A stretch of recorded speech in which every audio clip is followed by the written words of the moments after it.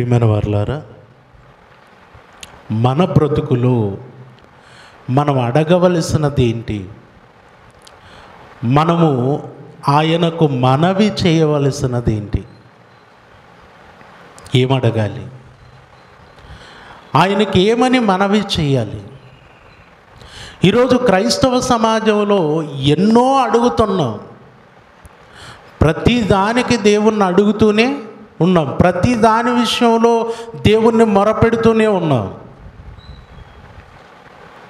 ప్రతిరోజు మనం మోకరించాము, ప్రార్థిస్తున్నాము అంటే దేవుణ్ణి అడగటమే మన పని. అయితే అడుగుతున్న వాటిలో ఎన్నెన్నో ప్రతి అవసరత, ప్రతి సమస్య మన దేవునితో చెప్పుకుంటున్నాం. కానీ బైబిల్లో ఒక భక్తుడు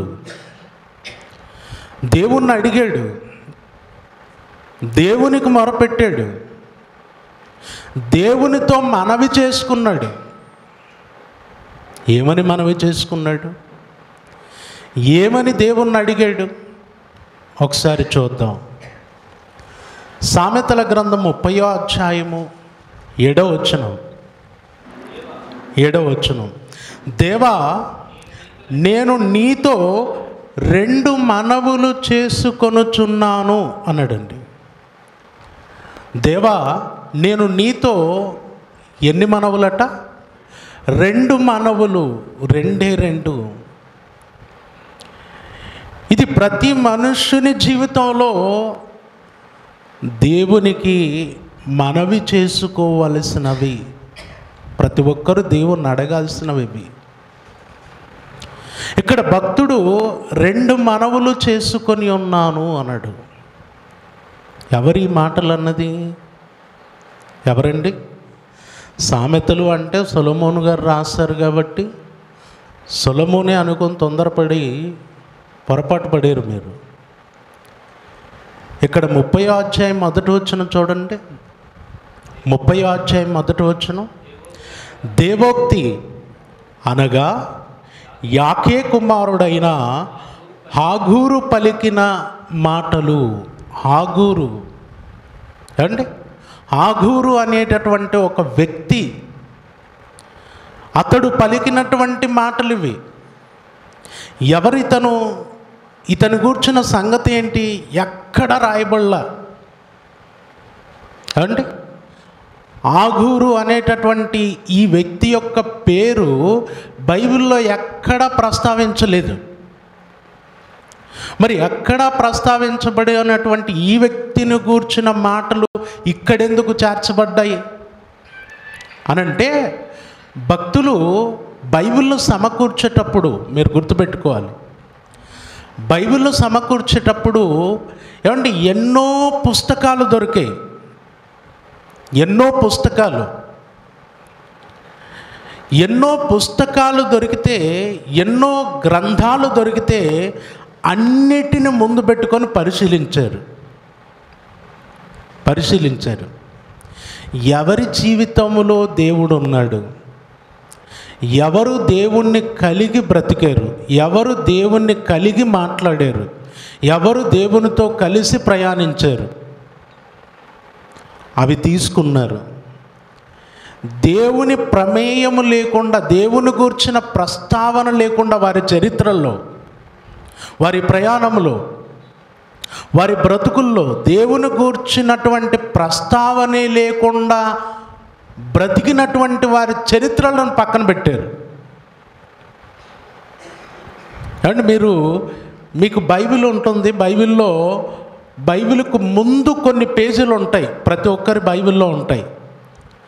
ఆ ముందు పేజీల్లో బైబిల్ చరిత్ర, బైబిల్ గ్రంథాల సమకూర్పు అనేటటువంటి దానికి సంబంధించిన కొంత క్లుప్త సమాచారం మీకు ఉంటుంది, చదువుకోండి. అంటే ఈ పాత నిబంధన పుస్తకాలను కానీ, క్రొత్త నిబంధన పుస్తకాలను కానీ వీటిని ఎలా సమకూర్చారు అన్నటువంటి చరిత్ర ఉంటుంది. మరి ముఖ్యంగా పాత నిబంధన పుస్తకాలు, మీరు పాత నిబంధన పుస్తకాలు రోమన్ క్యాథలిక్ గ్రంథంలో చూస్తే 7 పుస్తకాలు ఎక్కువగా ఉంటాయి. మనకు 39 పుస్తకాలు ఉన్నాయి. క్యాథలిక్ బైబిల్లో 39 పుస్తకాలతో పాటు మరి 7 పుస్తకాలు ఉంటాయి. అందులో మక్కాబీల మొదటి గ్రంథం అని, రెండవ గ్రంథం అని అండి, ఇలా కొన్ని గ్రంథాలు చేర్చబడ్డాయి. ఇందులో ఎందుకు లేవు అవి అంటే, వాళ్ళ చరిత్రలో, అంటే ఆ గ్రంథాల్లో ఉండేటటువంటి వ్యక్తుల చరిత్రలో దేవుడు ఉన్నట్టుగా కనబడదు, దేవునితో కలిసి ప్రయాణించినట్టుగా కనబడదు, దేవుని సహాయము చేత దేవునితో వారు కలిసి బ్రతుకుతున్నట్టుగా ఎక్కడా కనబడదు. అందుకు దేవుణ్ణే మరుగు చేసినటువంటి ఈ చరిత్ర పుస్తకాలు మనకు అవసరం లేదని కొన్ని పక్కకు పెట్టేశారు అండి. మనం వాడేటటువంటిది ప్రొటెస్టెంట్ బైబిల్.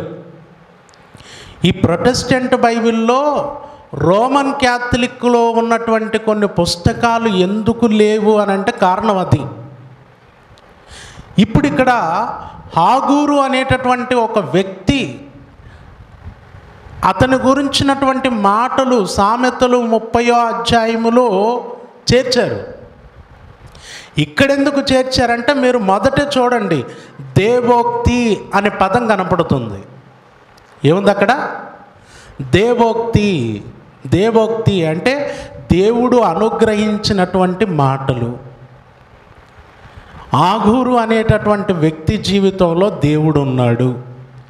అతను దేవుని యందు భయభక్తులు కలిగినవాడు, దేవుణ్ణి ప్రార్థించేవాడు, దేవునికి మొరపెట్టేవాడు. కనుక ఇతని గూర్చినటువంటి సంగతులు, ఇతని గూర్చిన వివరాలు కొంత ఇతని మాటలు తీసుకొని బైబిల్లో చేర్చటం జరిగింది. ఇతని గూర్చిన ప్రస్తావన ఎక్కడ ఉండకపోవచ్చు, కానీ ఈ వ్యక్తి చరిత్రలో ఉన్నాడు. దేవుని యందు భయభక్తులు కలిగినవాడు, దేవుణ్ణి ప్రార్థించినవాడు. అతని మాటలు ఏంటి, దేవునికి అతనికి ఎలాంటి సంబంధం ఉంది అనేటటువంటిది మీరు 30వ అధ్యాయం అంతా చదువుకోవచ్చు అంటే అర్థమవుతుందా? ఇప్పుడు మీరు సామెతలు అనగానే ఎవరు రాశారని సామెతలు అనగానే సొలొమోను రాశాడు. ఇప్పుడు సామెతల గ్రంథం 30వ అధ్యాయంలో ఉన్న మాటలు ఎవరివి? సొలొమోనువి కాదు. సొలొమోను మాటలా కాదు, హాగూరు అనేటటువంటి ఒక వ్యక్తి మాటలు. ఎవరతను? అతని గురించి ఎక్కడైనా ప్రస్తావించబడిందా? ఎక్కడ లేదు. మరి ఎవరతను? ఎవరు అంటే దేవుని యందు భయభక్తులు కలిగినవాడు, దేవుని నమ్మినవాడు, దేవుని యందు విశ్వాసం కలిగినవాడు. బైబిల్ను సమకూర్చేటప్పుడు ఇలా దేవునితో కలిసి బ్రతికిన వారి కొంతమంది జీవితాలను గూర్చినటువంటి సంగతులు ఏవైతే ఉంటాయో అవి బైబిల్లో చేర్చారు. అండ్ వారిని గూర్చిన సంగతులు చేర్చారు. మనం ఇప్పుడు హాగూరు ఎవరు, సొలొమోనుకి ఇంకో పేరేమైనా ఉందా ఇది అని ఇలా ఆలోచించుకుంటూ పోయామనుకోండి, మనకి ఎక్కడ తెగదు. హాగూరు అనేటటువంటి పేరు మరొక చోట ఎక్కడ ప్రస్తావించబడలా.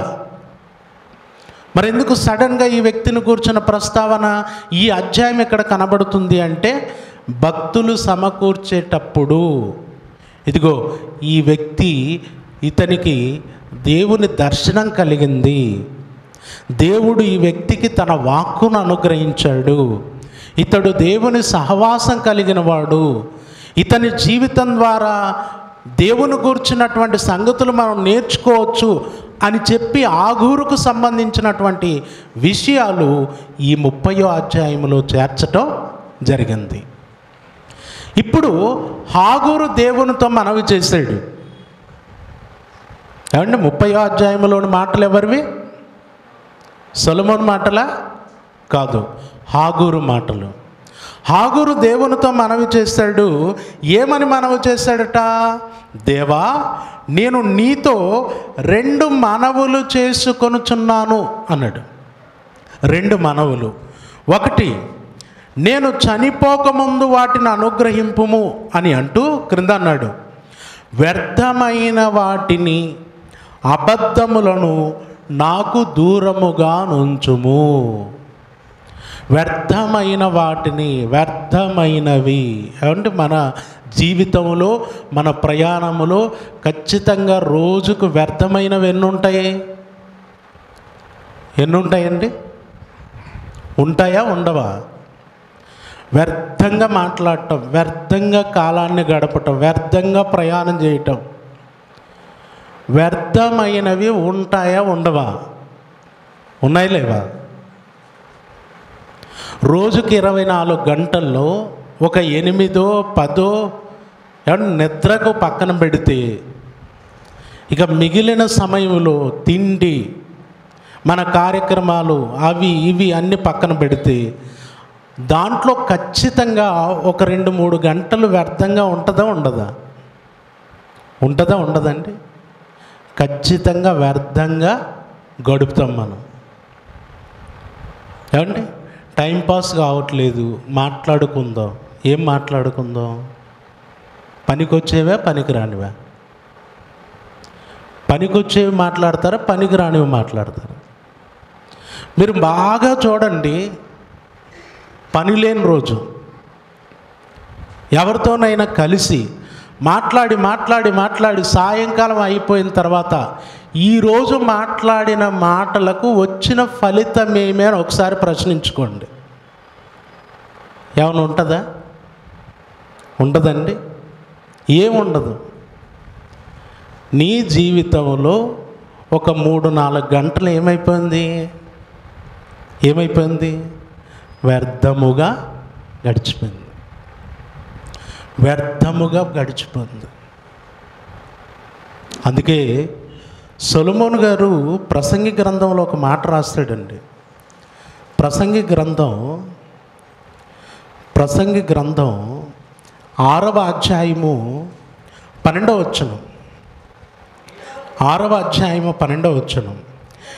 నీడవలె తమ దినములన్నీ వ్యర్థముగా గడుపుకొను మనుషుల బ్రతుకునందు ఏది క్షేమకరమైనదో ఎవరికి తెలియను? ఏమండి? నీడవలే తమ దినములన్నీ ఎలా గడుపుకుంటున్నారట? వ్యర్థముగా గడిచిపోతుంది. ఏమండి? ఈరోజు ఏం చేస్తాం? ఏం టైంపాస్ కాలే, ఏదో ఒకటి చేస్తాం అంతే. ఏం పని లేదు, మరి ఏం చేయమంటావు? ఏదో ఒకటి చేస్తాం. ఏమండి? అసలు మన జీవితంలో వ్యర్థమైనవి ఎన్ని ఉన్నాయి తెలుసా? ఏం పని ఉండదట, అట్లా సిటీలోకి పోయి టీ తాగొస్తాం. పోతాం, ఎందుకు పోయామో తెలీదు. ఏదో ఒక హోటల్ దగ్గరికి వెళ్తావు, నిలబడతావు, ఒక గంట సేపు టీ తాగి కూర్చుంటాం. అది వ్యర్థమా, లాభమా? లాభమండి? అసలు నీ జీవితంలో తెలియకుండా ప్రతి దినములో ఎన్ని గంటలు వ్యర్థంగా గడుపుతున్నావు తెలుసా? ఎన్ని గంటలు? దేవుడు మన జీవితానికి ఏమండి ఆయన ఇచ్చినటువంటి ఆయుష్ కాలానికి చాలా విలువ ఉంది. మనకు తెలియదు అది. మనం ఏంటంటే ఈరోజు గడిచిపోవాలి. ఏం చేద్దాం? ఈ దినమును మనం గడిపేయటానికి ఏం చేద్దాం? ఏదో ఒకటి వ్యర్థమైంది చేద్దాం. అండ్ మన జీవితంలో అసలు మన టైం ఎప్పుడైపోద్దో తెలీదు మనకు. తెలుసమ్మా? నీ టైం ఎప్పుడైపోద్దో నీకు తెలీదు, కానీ టైం పాస్ చేయటంలో మనల్ని మించిన వాళ్ళు ఎవరు? మన టైం ఎప్పుడైపోద్దో తెలియకపోయినా టైంని ఎలా పాస్ చేయాలనే ప్రయత్నాలు మాత్రం ఎంత విడ్డూరంగా ఉన్నాయో తెలుసా? మన జీవితంలో ఎంత విడ్డూరంగా ఉన్నాయి. అందుకే భక్తుడు అంటున్నాడు, వ్యర్థముగా నా జీవితంలో దేవా నేను ఏది వ్యర్థంగా గడిచిపోకుండా, నేను సమయాన్ని వృధా చేసుకోకుండా, వ్యర్థమైన వాటి కొరకు నేను పరుగులు పెట్టకుండా, అబద్ధములు నా జీవితంలో ఉండకుండా నాకు అనుగ్రహింపము. వ్యర్థమైనవి ఉండకూడదు, అబద్ధాలు ఉండకూడదు. అండ్ దేవుడితో మనవి చేసుకోవటం, దేవుణ్ణి ప్రార్థించటం, దేవుణ్ణి అడగటం, ఇలాంటిది అడుగుతాం మనం? ఇలాంటిది అడుగుతారా? సొలొమోనుకు దేవుడు ప్రత్యక్షమయ్యాడు. సొలొమోనుకు దేవుడు ప్రత్యక్షమై ఏం కావాలి కోరుకో అంటే ఏమడిగాడు? దేవా, ఈ విస్తారమైన నీ జనమును పరిపాలించుటకు నాకు తగిన జ్ఞానం దయచేయి. దేవుడే ఆశ్చర్యపోయాడు. దేవుడేమన్నాడు తెలుసా? దీర్ఘాయువునైనను, ఐశ్వర్యమునైనను, శత్రువుల ప్రాణమునైనను అడగక అన్నాడు. అంటే నిజానికి ఏం అడగాలి? దేవుణ్ణి ఏమడుగుతాడు మనిషి? ఏమడుగుతాడమ్మా? ఎక్కువ కాలం బ్రతకాలి దేవా, ఎక్కువ కాలం. ఒకవేళ భూమి నువ్వు తీసేసుకో, నేనైతే ఆకాశంలోనైనా ఉండేటట్టు చూడు. ఎక్కువ కాలం బ్రతకాలి. తర్వాత ఎక్కువ ఐశ్వర్యం, ఎక్కువ ఐశ్వర్యం ఉండాలి. తర్వాత ఎప్పుడు విజయమే. ఎక్కడికి వెళ్ళినా శత్రువు అనేవాడే నాకు ఉండకూడదు. దేవుణ్ణి ఎలా అడగాలి సొలొమోను అలా అడిగాడండి. శత్రువుల ప్రాణం అడగలేదట, ఐశ్వర్యం అడగలేదట, దీర్ఘాయువు అడగలేదట. అందుకే మీరు చూడండి, దావీదు పరిపాలన కాలంలో అన్ని యుద్ధాలే కనపడతాయి. దావీదు వాళ్ళని చంపాడు, వీళ్ళని చంపాడు, అది ఇది రక్తపాతమే అంతా. సొలొమోను జీవితంలో, సొలొమోను ప్రయాణంలో యుద్ధాలే కనపడవు. మందిర నిర్మాణం, రాజనగరు నిర్మాణం, ఈ నిర్మాణాలు కనపడతాయి. అంటే దేవుణ్ణి ఏమడిగాడు? దేవా, యుద్ధాలు లేకుండా చేయి దేవా అన్నాడా? అలా అడిగాడా? అడగలే. యుద్ధాల కొరకు ఏం ప్రస్తావించలే. కానీ దేవుడికి ఏది ఇష్టమైందో దేవుడు అడిగితే మిగతావన్నీ కూడా ఇచ్చేటట్టుగా అడిగాడు, అంతే. సొలొమోను ప్రయాణంలో ఎక్కడ యుద్ధాలను గుర్చిన ప్రస్తావన కనబడదు, రక్తపాతం కనపడదు. అదే దావీదు గొల్యాతును చంపిన నాటి నుండి చూడండి, ఎప్పుడు యుద్ధమే. ఖడ్గం పట్టుకొని నిలబడ్డాడంటే 10,000 మందిని చంపాలి. 10,000 మంది సైన్యంతో సమానం అతడు. యుద్ధాలు యుద్ధాలు యుద్ధాలు, రక్తపాతం.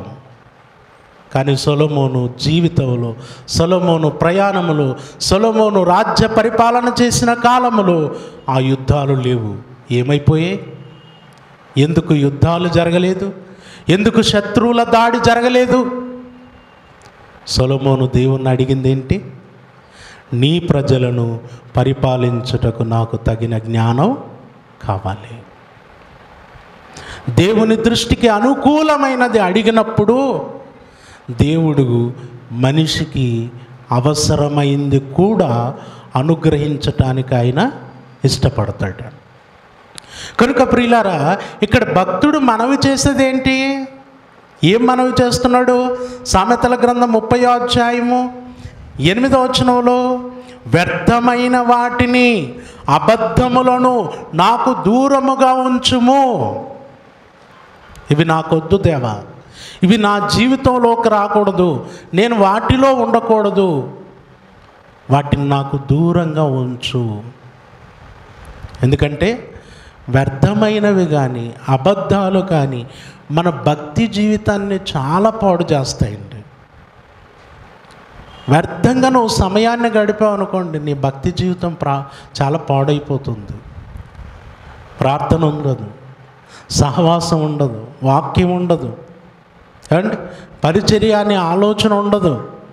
అన్నీ పోతాయి, మన జీవితంలో నుండి అన్నీ పోతాయి.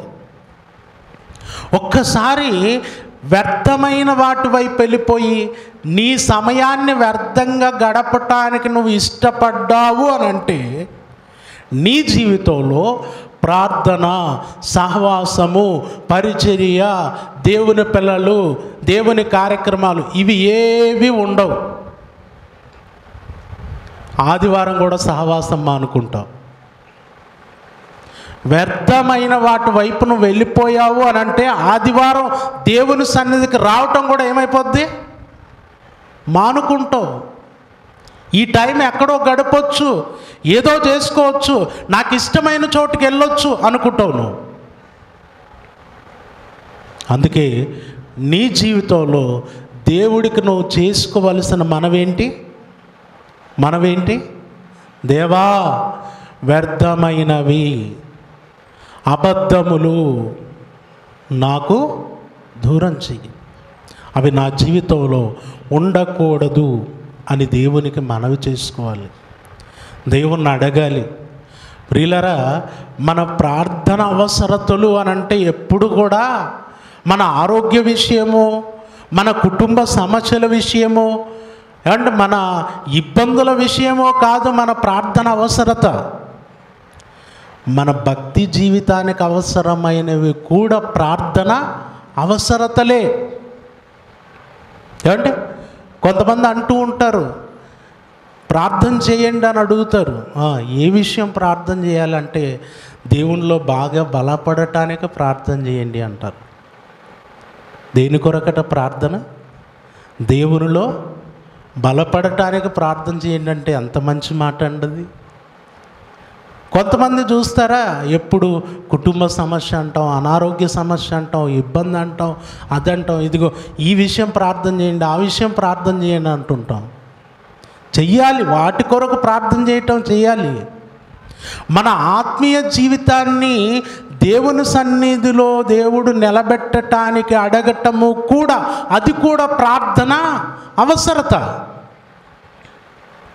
నా భక్తి జీవితం బాగుండాలి, నేనెప్పుడు విశ్వాసము గలదానై ఉండాలి, నేనెప్పుడు ప్రార్థనా పరురాలనై ఉండాలి, నేనెప్పుడు దేవుని పనిలో పాలిభాగస్తుడన కావాలి. అందుకొరకు నాకు ప్రార్థన, నా విషయమై ప్రార్థన చెయ్యండి. ఈ మధ్యకాలంలో నేను సహవాసానికి సరిగ్గా రాలేకపోతున్నాను, నా కొరకు ప్రార్థన చేయండి అండ్ ఇలాంటి ప్రార్థన అవసరత కోరుతున్నాం. మనం కోరుతున్నారా? ఈ ప్రార్థన అవసరత ఉండాలి. ఎందుకంటే భక్తుడు చూడండి, దేవా, వ్యర్థమైనవి, అబద్ధాలు నాకు దూరం చెయ్యి. ఏం చేసావు ప్రార్థన? ఇంతసేపు లోపల ఉండి ప్రార్థన చేసావు కదా, ఏం చేసావు అని అడిగితే బయటకు వచ్చి ఏం చెప్తాడమ్మా? ఏం చెప్తాడు? వ్యర్థమైనవి, అబద్ధములు నాకు దూరం చేయమని నా ప్రభువును నేను అడిగాను. అదే మిమ్మల్ని అడిగితే మొత్తం చాలా పెద్ద లిస్ట్ ఉంది మాది, అన్నీ చెప్పాము దేవుడికి, ఇంకేదో వదిలిపెట్టలే అంటారా? అన్నారా? మొత్తం ఆరోగ్య విషయం చెప్పాం, సమస్యల విషయం చెప్పాం, అన్నీ చెప్పాం, అన్నీ మొత్తం చెప్పాం దేవుడికి. నీ భక్తి జీవితం గురించి చెప్పావా? నీ ప్రార్థన జీవితం గురించి దేవుడికి చెప్పావా? దేవుడేనండి మనల్ని నిలబెట్టేది, మనం కాదు. మనం దేవుని మీద ఆధారపడి దేవుని సహాయం కోరి నిలబడాలి. దేవుడు మనల్ని నిలబెట్టువాడు. అందుకే దేవా, నా భక్తి జీవితం బాగుండాలి అని దేవుని నువ్వు అడగాలి, మనవి చేసుకోవాలి దేవుణ్ణి. ఈ మనవి లేకపోతే నీ భక్తి జీవితాన్ని నువ్వు కాపాడుకోలేవు. వ్యర్థమైనవి నా జీవితంలో ఉండకూడదు నాయన, పాపము జోలి నేను వెళ్ళకూడదు నాయన, ఎప్పుడు నేను ప్రార్థనా జీవితం కలిగి ఉండాలి నాయన. దేవా, సహాయం చెయ్యి. దేవునితో ఇలాంటి మనవి మన జీవితంలో మనం చేస్తున్నామా లేదా ఒకసారి పరీక్షించుకోండి. ఇది మొదటిది అయితే, ఇక రెండవది చేశాడట. రెండవది ఏంటి? రెండవది, పేదరికమునైనను ఐశ్వర్యమునైనను నాకు దయచేయకము అన్నాడట. పేదరికం వద్దు. బాగుంది, అంతా మనకి ఇష్టమైందే ఇది. పేదరికం ఎవరన్నా కోరుకుంటారా? పేదరికం ఎవరన్నా కోరుకుంటారమ్మా? ఎవ్వరూ కోరుకోరు. పేదరికం వద్దు. అలాగని ఇదేంటి, తెలివి ఉందా లేదా? ఎవరికి? మనకా భక్తునికా? పేదరికం వద్దు, ఓకే. మరి ఐశ్వర్యం వద్దంటే ఎలా? నువ్వు మిస్ అయ్యావు, మేము అడుగుతాం, ఆగు. మనం అంటాం పేదరికం వద్దు, ఐశ్వర్యం ముద్దు అంటాం. వద్దంటామా ముద్దంటామా? ఐశ్వర్యం ఏమంటారమ్మా? తులం బంగారు ఇస్తే కూడా తీసుకుంటట్లేరు మీరు. ఇప్పుడు ఏమంటారు? ఐశ్వర్యం వద్దంటారా, కావాలంటారా? పేదరికం వద్దంటే ఇంకేం కోరుకుంటున్నట్టు మనం? ఐశ్వర్యమే కోరుకుంటున్నట్టు. కానీ ఇక్కడ భక్తుడు చూడండి, పేదరికం వద్దన్నాడు, ఐశ్వర్యం కూడా వద్దన్నాడు. ఇదేంటి? రెండు వద్దంటే ఎలా? మరి ఏం కావాలి? ఏంటి సమస్య? కింద చెప్పాడు. సమస్య ఏంటో కింద చెప్పాడు. తగినంత ఆహారము నాకు అనుగ్రహింపుము. తగినంత. పేదరికం వద్దు, ఐశ్వర్యం వద్దు, తగినంత కావాలి. తగినంత. మనవి చేశారు ఎప్పుడన్నా ఇలా? దేవుణ్ణి అడిగారా ఇలా? అండి, అయితే అతివృష్టి లేకపోతే అనావృష్టి అన్నట్టు దరిద్రలోకి వెళ్ళిపోతాం. దరిద్రతలోనికి వెళ్ళిపోయి వెంటనే మనం కోరుకునేది ఏంటి? ఐశ్వర్యం.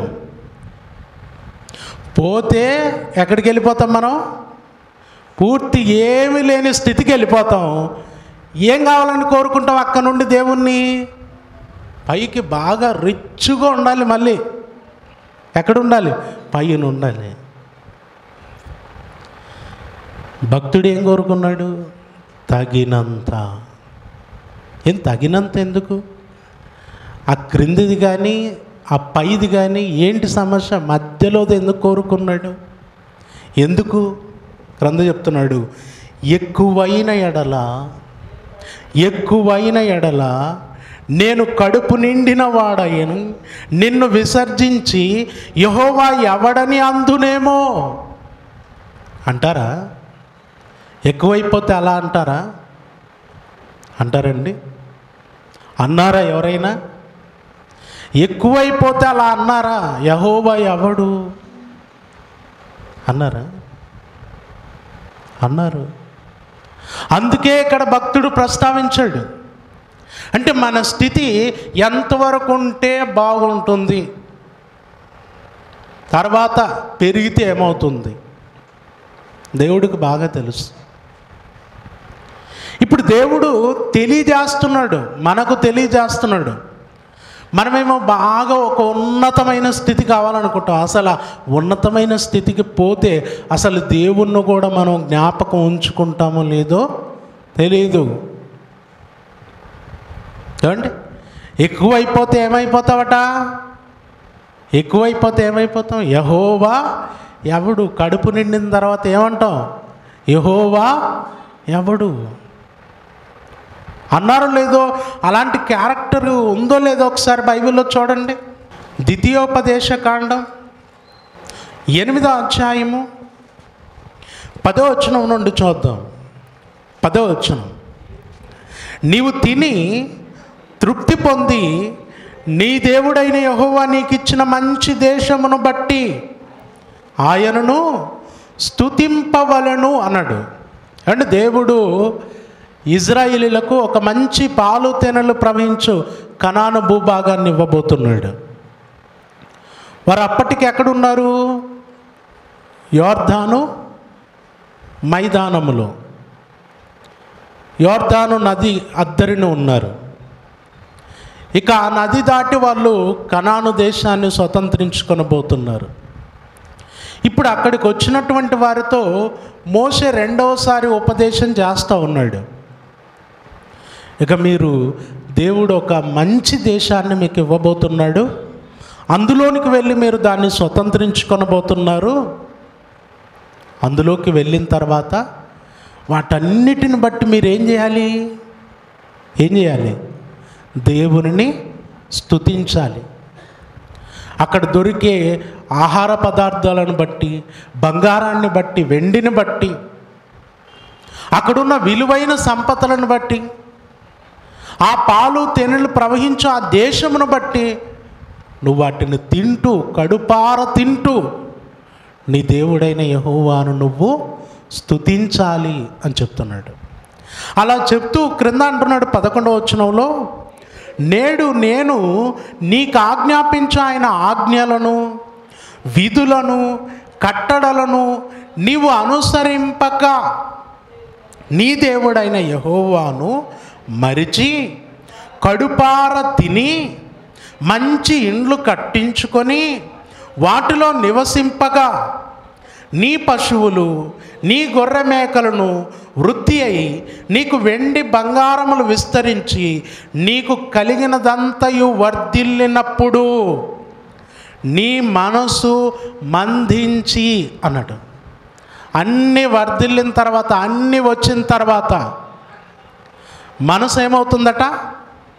నీ మనసు మందించి దాసుల గృహమైన ఐగుప్తి దేశములో నుండి నిన్ను రప్పించిన నీ దేవుడైన యెహోవాను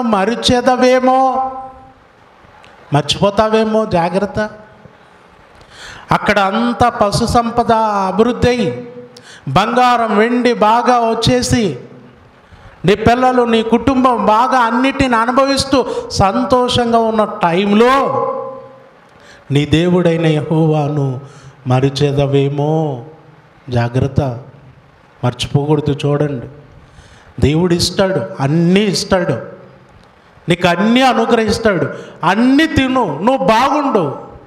నీ దేవుణ్ణి స్తుతించు, నీ దేవుణ్ణి మర్చిపోవద్దు అని ఎంతో చక్కగా ఇశ్రాయేలీయులకు, ఏమంటే మన భాషలో చెప్పాలంటే చిలకకి చెప్పినట్టు చెప్పాడు. అంతేనా? చిలకకి చెప్పినట్టు అంటే తెలుసా? చిలకకు మాటలు నేర్పుతారు, చూసారా? చిలకకు ఏం చేస్తారు? మాటలు నేర్పుతారు. మాటలు నేర్చుకుంటుంది అది. చిలక మాట్లాడుతుంది. అది మాట్లాడాలి అంటే దానికి మాటలు నేర్పించాలి, చాలా జాగ్రత్తగా చెప్పాలి. ఒకడు బాగా మాటలు నేర్పించాడట చిలకకు, వాడు పెంచుకున్న చిలకకు బాగా మాటలు నేర్పించాడట. వాడి తండ్రి చనిపోతే వాళ్ళ ఆ చిన్నమ్మ, అంటే తండ్రికి రెండవ భార్య, తల్లి ముందే చనిపోయింది, తండ్రి చనిపోయాడు.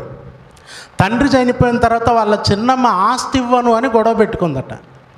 ఒరే, నీకు చిల్లి గవ్వ కూడా ఇవ్వను, ఇక్కడ నుండి వెళ్ళిపో అని చెప్పేసి అన్నదట. అంటే వాడేం చేశాడు తెలుసా? చిలకకు బాగా బూతులు నేర్పాడట. నేర్పి దాన్ని వదిలిపెట్టాడట. ఇది తిట్టింది ఇట్టు తిట్టకుండా తిడుతుందట.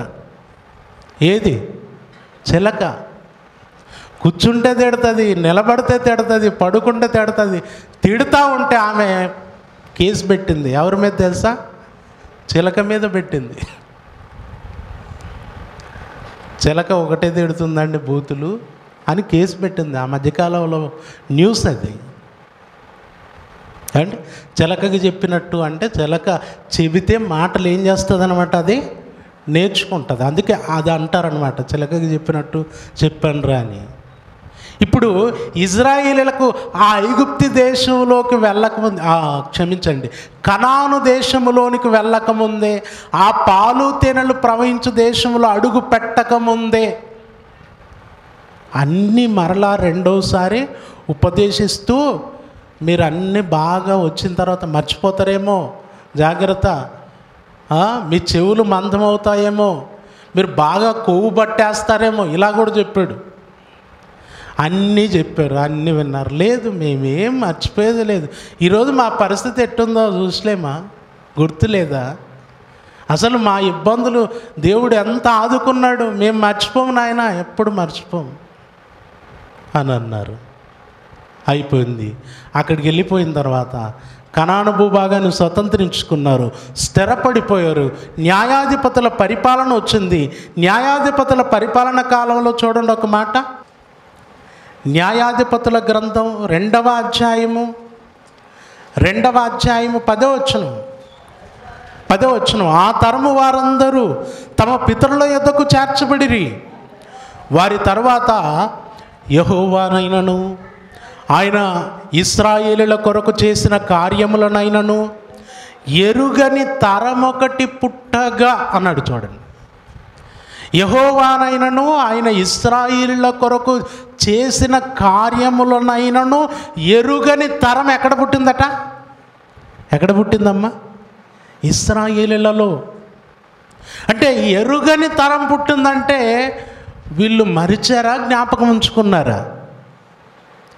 మరిచారా, జ్ఞాపకం ఉంచుకున్నారా? అన్నీ కలిసి వచ్చాయి, అన్నీ బాగున్నాయి, చక్కగా అన్నీ అనుభవిస్తున్నారు. కుటుంబాలు, పిల్లలు అంత క్షేమంగా ఉన్నారు. దేవుణ్ణి మర్చిపోయారు, దేవుణ్ణి వదిలేశారు. దేవుడు వారి జ్ఞాపకాల్లో లేడు. అదే ఇబ్బంది ఉంటే, సమస్య ఉంటే, బాధ ఉంటే, రోగం ఉంటే దేవుడు జ్ఞాపకం వచ్చేవాడు. మరి ఇప్పుడు అన్నీ ఉన్నాయి. అసలు యెహోవానైనను ఆయన కార్యములనైనను ఎరుగని తరమొకటి పుట్టగా, ఈ మాట మనం చదువుకుంటే మనకు చిన్నగా అనిపిస్తుంది, కానీ ఎంత ఆశ్చర్యకరం అంటే ఇశ్రాయేలీయులు వారు దేవునికి చేసినటువంటి ద్రోహం.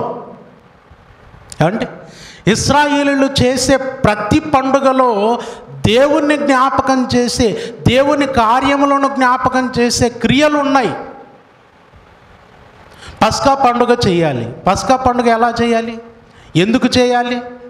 దేవుడు ఐగుప్తులో నుండి వారిని ఏం చేశాడు? విమోచించాడు. మొదటి నెల 14వ తేదీన పస్కా పండుగను ఆచరించిన రాత్రి దేవుడు వారిని విమోచించాడు. ఏడాది మగగొర్రె పిల్లను తెచ్చుకొని దాన్ని వధించి దాని రక్తాన్ని పళ్ళెములో తీసి మాంసాన్ని చేదు కూరలతో వండుకొని తినాలి. పళ్ళెంలో తీసినటువంటి రక్తమును గడప కమ్ములకు పూయాలి. మాంసాన్ని చేదు కూరలతో తినాలి. ఎలా తినాలి? చెప్పులు తొడుక్కొని నడుమున కట్టుకొని త్వరపడుచు తినాలి. ప్రతి ఏటా ఈ పండుగ చేయాలి. చేసిన ప్రతిసారి పిల్లలు అడుగుతారు, ఎందుకు ఇలా చేయాలి, ఎందుకు ఇలా చేయాలి అంటే పిల్లలకి ఏం చెప్పాలి? అప్పుడు ఐగుప్తి దేశములో వీళ్ళు ఎలా బానిసలుగా ఉన్నారో, దేవుడు ఎలా విడిపించాడో, ఎన్ని అద్భుతాలు చేశాడో ఆ సంగతులన్నీ ఈ పండుగ సందర్భంలో వారికి చెప్పాలి.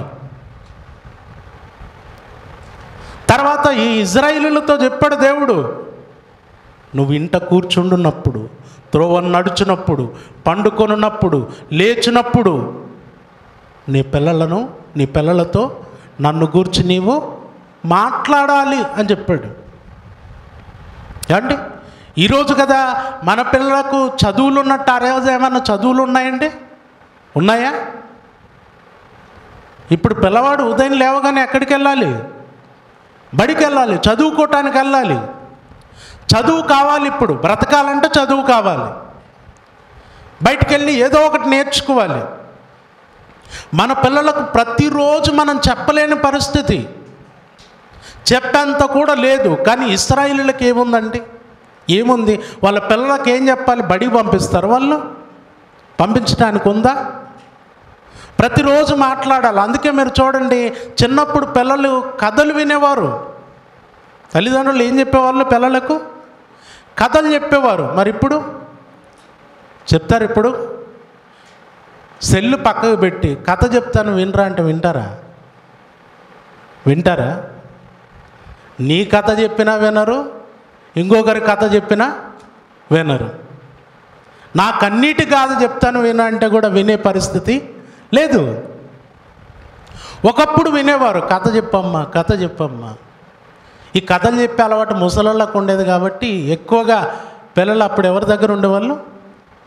పెద్దవాళ్ళ దగ్గర ఉండి వాళ్ళ కథలు చెప్పించుకునేవాళ్ళు. ఇప్పుడు ఇప్పుడు ఇశ్రాయేలీల్లో ప్రతిరోజు తల్లిదండ్రులు పిల్లలకు ఏదో ఒకటి చెప్పొచ్చు దేవుడి గురించి, చెప్తూనే ఉండొచ్చు. ఎందుకంటే వాళ్ళకి ఏమన్నా బడి ఉందా? ఉందండి? పోనీ బడి లేదు, పోనీ సెల్ ఫోన్ ఉందా? ఇప్పుడు బడి కంటే పెద్ద బడి ఏది మనకు? బడి కంటే పిల్లలకు పెద్ద బడి సెల్ ఫోను. పోనీ అప్పుడేమైనా ఫోన్ ఉందా? ఫోన్ లేదు, బడి లేదు. పిల్లలు రోజు ఏడబడి ఉంటారు. ఎక్కడ పడి ఉంటారమ్మా? అప్పుడేమన్నా సాఫ్ట్వేర్ జాబులా? వీళ్ళు పొద్దున పోతే రాత్రి రావడానికి. ఏం జాబులు ఉన్నాయి? ఏం లేవు. అంతా అన్నాన్నే అక్కడక్కడే ఊర్చుకోవచ్చు, అక్కడక్కడే పని చేసుకోవచ్చు. ఇంకోటి ఏం కావాలి జీవితానికి? అప్పుడు తినడానికి తిండి ఉంటే చాలు. మరి ఇప్పుడు ఎన్ని కావాలి? లిస్టు చెప్తే మన సమయము, ఇప్పుడు మనకు అవసరమైన వాటి లిస్టు చెప్పామనుకోండి, మనకు సమయం కూడా సరిపోదు. అట్టి గ్రంథములకు భూలోకమైనను అద్దనమాట.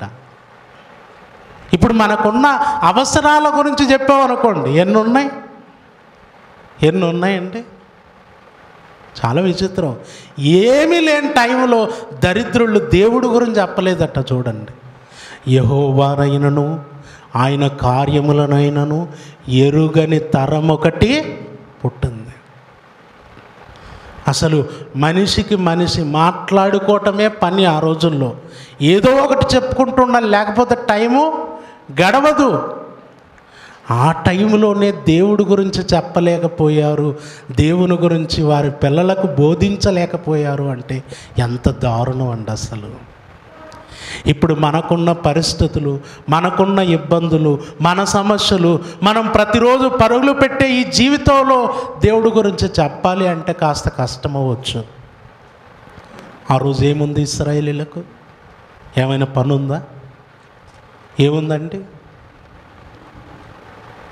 ఇప్పుడు భోజనానికి కూర్చోన్నా అనుకోండి, మనం భోజనం అప్పుడు కూడా మాట్లాడుకోవట్లా. భోజనం చేసేటప్పుడు కూడా మనం మాట్లాడుకుంటున్నామండి? లేదు. ఎవరి సెల్లు వాళ్ళ దగ్గర ఉంటుంది. సెల్ చూసుకుంటే ఏం చేస్తాం?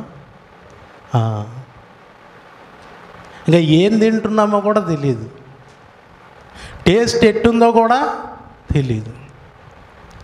ఆ సెల్లు చూసేటప్పుడు ఇంత ఉప్పు పడేస్తే కూడా పోతుంది లోపలికి, ఏమి ఇబ్బంది లేదు. ఎందుకంటే మనం మన ధ్యాసలో బిజీ లైఫ్. ఏం చేస్తున్నావో తెలీదు, ఏం తింటున్నావో తెలీదు, పోవాలంతే, టక వెళ్ళిపోవాలంతే. అప్పుడు ఇలాంటివి ఏమైనా ఉన్నాయండి? యెహోవానైనను ఆయన కార్యములనైనను ఎరుగని తరం ఇశ్రాయేలులలో పుట్టకూడదు. ఎంత దారుణం! దేవుని గురించి చెప్పే సమయం ప్రతి క్షణం దేవుడి గురించి చెప్పలేకపోయారు. దేవుణ్ణి వాళ్ళు ఏం చేశారు? మరిచిపోయారు. తినడానికి ఉందా? దేవుడు ఇచ్చాడా? ఇచ్చాడు. ద్రాక్ష తోటలు ఉన్నాయా? ఉన్నాయి. గోధుమలు ఉన్నాయా? యవలులు ఉన్నాయా? పంటలన్నీ ఉన్నాయా? ఉన్నాయి. పాలు తెనలు ప్రవహించు దేశమేనా? ఆ దేశం అదే. దేవుని గురించి జ్ఞాపకం చేసుకున్నారా? లేదు. అందుకే భక్తుడు అన్నాడు, నేను బాగా తిని యెహోవా ఎవడని అందునేమో, నేను మర్చిపోతానేమో. అందుకే దేవా నాకు ఐశ్వర్యము వద్దు, అలాగని పేదరికము కూడా వద్దు. పేదరికం ఇస్తే పరిస్థితి ఏంటి? పేదరికం ఇస్తే కూడా ఎప్పుడు దేవుణ్ణి దూషించుకుంటూ ఉండే పరిస్థితి. దేవుడి మీదే నిందలు, దేవుడి మీదే బాధపడుతుంటాం. ఇదే ఇశ్రాయేలులకు అరణ్య ప్రయాణములో దేవుడు వాళ్ళకు ఆకాశం నుండి ఏం కురిపిస్తున్నాడు? ఆకాశం నుండి ఏం కురుస్తుంది? మన్నా కురుస్తుంది. వారికి మన్నా కురుస్తుంది ఆకాశము నుండి. రోజు మన్నా తింటున్నారు. రోజు మన్నా తింటూ ఒకరోజు ఆదివారం వచ్చిందేమో బహుశా. ఆదివారం వస్తే ఏమొస్తుంది ఆలోచన? వాళ్ళకు శనివారం వేసుకుందాంలే, ఎందుకంటే అది శనివారం బ్యాచ్ కదా. అండ్ ఏమొచ్చింది ఆలోచన? మాంసం. వీళ్ళకు ఐగుప్తులో మాంసం పెట్టినోడు ఎవ్వడు లేడు. పెట్టాడా? ఐగుప్తులో మాంసం పెట్టాడా? ఐగుప్తులో ఏంటి సమస్య? వెట్టి చాకిరి. రోజు ఏది పడేస్తే అది తినాలి. ఏం చేయాలి? ఇటుకలు చేయాలి, పట్టణాలను కట్టాలి. అదే వారి పని. ఇప్పుడు ఏం గుర్తొచ్చిందట? మన్నా తింటూ తింటూ మాంసం గుర్తొచ్చిందట. మాంసం గుర్తొస్తే ఏం చేశారు? మన పరిస్థితి బాగలేదులే, అయినా ఒకరమా ఇద్దరమా, ఎంతమంది ఉన్నాం? 20 లక్షల మంది ప్రజలు ఇంచుమించు. ఇంతమందికి మాంసం ఎక్కడ దొరుకుతుంది? ఎవరు పెడతారు అనుకోవద్దు. మామూలుగా మన ఇంటికి ఒక 2 చుట్టాలు వచ్చారనుకోండి, మనమే మాంసం తేవడం మానుకొని పప్పు చేసి పెడతాం. అవును కదా? ఇంకా ఏదో కొంచెం మర్యాద కోసం ఎగ్స్ దొరుకుతాయి కదా, కొంచెం మన మర్యాద నిలబెట్టనీకు ఉన్నాయి అవి. అవును కదా? ఒక చుట్టం ఎక్కువ వస్తేనే మనం ఆలోచన ఏమైపోద్ది? మన ఆలోచనే మారిపోద్ది. మా వాళ్ళు ఒకరు బిర్యానీ తినిపించేది ఉండే పదే పదే అంటూ ఉన్నారు, కర్నూలు పోదాం బిర్యానీ తిందాం, కర్నూలు పోదాం బిర్యానీ తిందాం అని. ఒకరోజు ఏమైపోయిందంటే ప్లాన్ వేసుకున్నాం నలుగురం అంతా. ఇంకా ఓకే అంతా రెడీ అయిపోయాం. రెడీ అయిపోయేటప్పుడు మధ్యలో 2 తగిలారు. క్యాన్సిల్. ఆ 2 కోసం ఎప్పుడో 6 నెలల నుండి అనుకుంటున్నటువంటిది ఆ 2 తగిలేసరికి వామ్మో బిల్లు ఎక్కువవుతుంది, లేదు ఇంకా పెట్టలే, అది ఇంతవరకు పెట్టలే. ఇంకా అప్పటిది ఇప్పుడు అనుకుంటాం, ఆ రోజు ఆ 2 తగిలినందుకు బిర్యానీ ఏమైపోయా, క్యాన్సిల్ అయిపోయాని ఇప్పటికి అనుకుంటాం. అది ఒక 2 చుట్టాలు వస్తేనే ఆలోచన మారిపోయే పరిస్థితులు. ఇక్కడ 2 3 ఎంతమంది ఉన్నారు? లక్షల మంది ప్రజలు. మాంసం ఎట్టొస్తుంది మనకు అనుకోలే. అందరూ గుడారాల దగ్గర కూర్చొని ఏడుస్తూ ఉన్నారట. అది ఏడుపు కొంచెం వినపడుతుంది, కొంచెం వినపడదు. అందరు గట్టిగా ఏడిస్తే పర్వాలే, కొంచెం ఏడిసి మళ్ళీ ఊరికే ఉండి, కొంచెం ఏడిసి ఊరికే ఉంటే ఎట్టుంటుందమ్మా? ఎట్టుంటారు? రాత్రి ఏడుస్తారు కదా, మీరు ఏడుస్తారు కదా, ఏదైనా సమస్య వస్తే, ఏదైనా కొంచెం బాగా ఈ మనిషిని పొడవాలనుకుంటే ఏడుస్తారు చూడండి. ఏడుస్తారా? ఏడవరా? అండ్ సనుగు తర్వాత అది ఒకటి వినపడుతుంది, ఒకటి వినపడకుంటే ఎట్టుంటుందంటే ఏమనే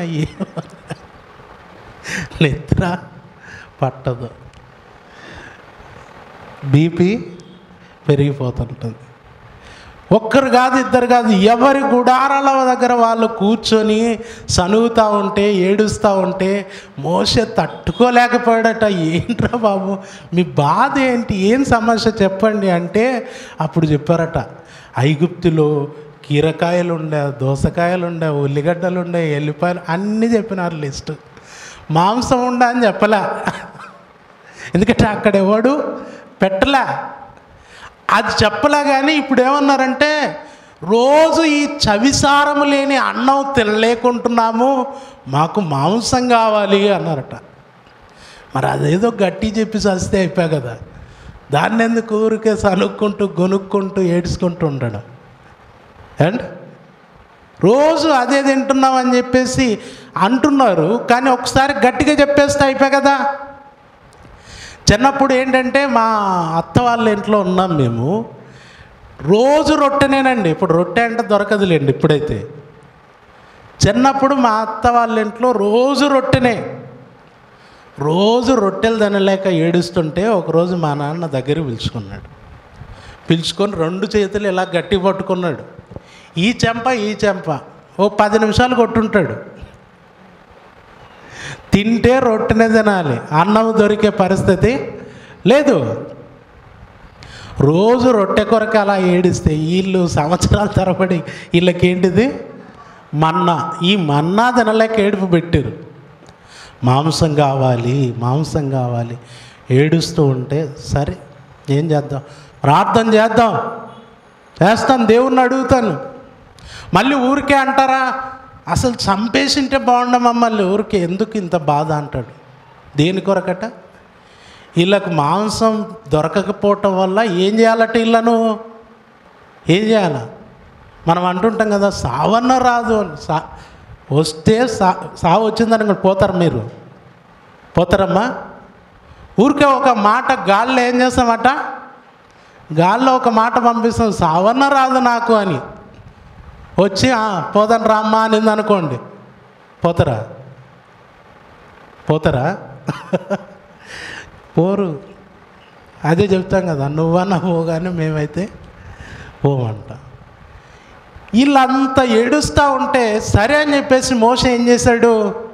ప్రార్థన చేశాడు. ప్రార్థన చేసేసరికి అండి పూరేళ్ళు ఎక్కడి నుండి వచ్చాయో తెలీదు. పూరేళ్ళు వచ్చి పడ్డాయట. మొత్తం వారు ఉదయం లేచేసరికి మొత్తం వారి గుడారాల చుట్టూ ఏముందట? పూరేళ్ళ మాంసం. వారం ఆదివారం మనకట పడితే బాగుంటుంది. ఏం చేస్తాం చెప్పండి? ఇప్పుడు ఎవరికో చెప్పొచ్చు అంటాం, అది వచ్చిందో లేదో తెలీదు. పోయిన తర్వాత చెయ్యాలి, ఆ తిప్పలు ఎంత ఉంటుంది చూడండి. అవునా కదా? మైండ్లో ఉందా? ఆలోచన ఉందా? ఈరోజు ఉందా లేదమ్మా? ఉంటుంది. పొద్దున్నే ప్రిపేర్ చేసుకొని వస్తారు కొంతమంది ప్రార్థన అయిపోయిన తర్వాత ప్లాన్ పెట్టుకొని వచ్చుంటారు. ప్రార్థన అయిపోయిన తర్వాత ప్లాన్ పెట్టుకున్న వాళ్ళ తిప్పలు మామూలుగా ఉండదు. ఇక అటువంటి వాళ్ళకి పోయి డోరు తెరవగానే పూరేళ్ళు పడి ఉంటే ఎంత బాగుండు. అవునా?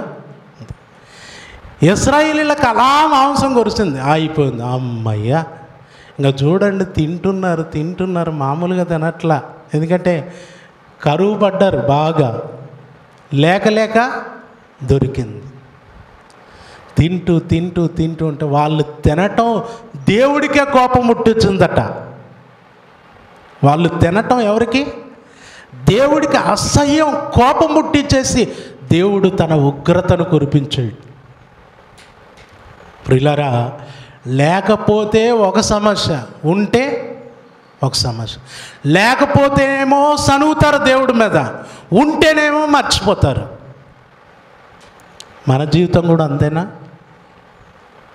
మన జీవితాలు కూడా అంతేనా? మన జీవితాల్లో కూడా ఉంటే దేవుని మర్చిపోవటం, లేకపోతే దేవుడి మీద సనగటం, ఇవి ఉన్నాయా? ఉంటాయి. మన జీవితంలో కూడా ఉంటాయి. ప్రియులారా, లేకపోతే సనగటం మనకు ప్రమాదకరమే, ఉంటే మర్చిపోవటం కూడా మనకు ప్రమాదకరమే. అందుకే దేవునికి భక్తుడు కోరుకున్నట్టుగా ఏం కోరుకోవాలి? తగినంత అనుగ్రహింపు, తగినంత చాలు. తగినంత అనేటటువంటిది మన జీవితాలను దేవునిలో నిలబెడుతుంది. పేదరికం లేదు అంటే బాధ లేదు, ఐశ్వర్యం లేదు, దేవుణ్ణి మర్చిపోయే స్థితి లేదు. రెండిటి మధ్యన నెమ్మదిగా కొనసాగుతాం. అందుకే దేవుణ్ణి అడిగితే మనం ఏమడగాలి?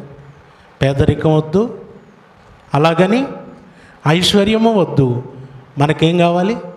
తగినంత కావాలి.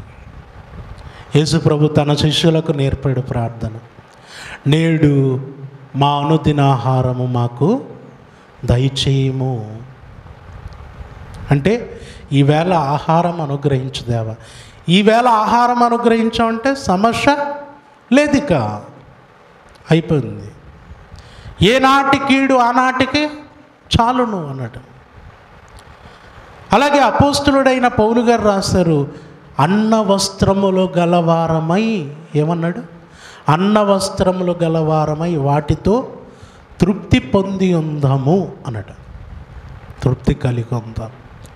ప్రియులారా, మన భక్తి జీవితానికి ఏది ఆటంకంగా ఉన్నా అది మనకు మంచిది కాదు, దాన్ని మనం తీసేసుకోవాలి. అందుకే దేవుని సన్నిధిలో మన మనవి ఎలా ఉండాలో హగూరు చేసినటువంటి మనవి మన జీవితానికి ఒక మంచి పాఠాన్ని నేర్పుతుంది. కాబట్టి ఈ మాటలు మన హృదయమందు ఉంచుకుందాం. దేవుని సన్నిధిలో దేవునికి ఇష్టలుగా, దేవునికి అనుకూలంగా మనం బ్రతుకుదాం. ఆలోచించండి, మంచి నిర్ణయం తీసుకోండి.